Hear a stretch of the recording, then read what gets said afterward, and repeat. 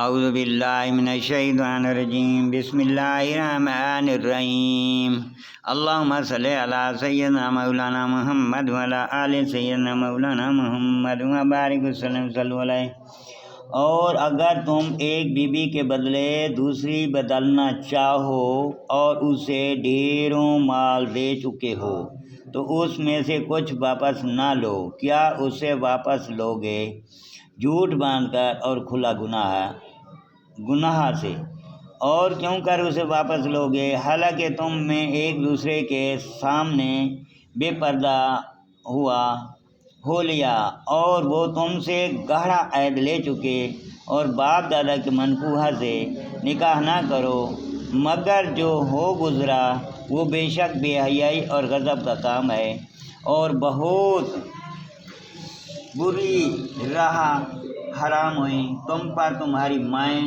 اور تمہاری بیٹیاں اور بہنیں اور پھوپھیاں اور خالائیں اور بھتیجیاں اور بھانجیاں،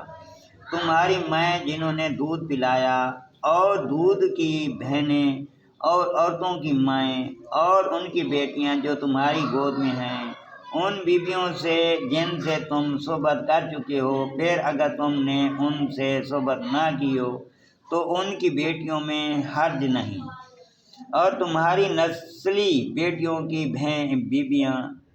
اور دو بہنیں اکٹھا کرنا مگر جو ہو گزرا، بے شک اللہ بخشنے والا مہربان ہے۔ اور حرام ہیں شوہردار عورتیں مگر کافروں کی عورتوں جو تمہارے ملک میں آ جائیں، یہ اللہ کا نوشتہ ہے تم پر، اور ان کے سوا جو رہیں وہ تمہیں حلال ہیں کہ اپنے مالوں کی اوز تلاش کرو، قید لاتے نہ پانی گراتے،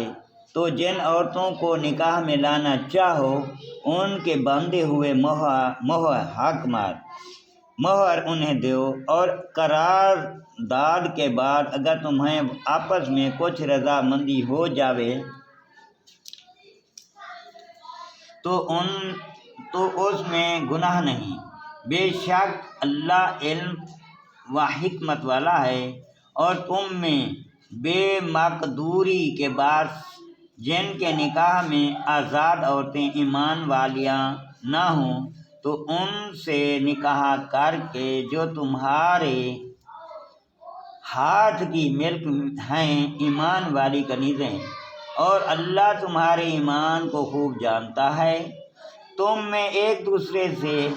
ہے تو ان سے نکاح کرو ان کے مالکوں کی اجازت سے، اور حسب دستور ان کے مہر انہیں دو۔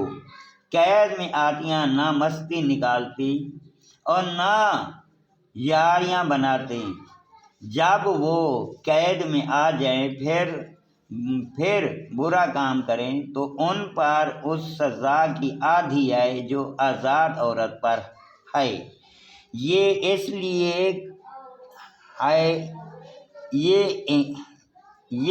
کے لیے جیسے تم میں سے زنا کا اندیشہ ہے، اور صبر کرنا تمہارے لیے بہتر ہے، اور اللہ بخشنے والا مہربان ہے۔ اللہ چاہتا ہے کہ اپنے احکام تمہارے لیے بیان کر دے اور تمہیں اگلوں کی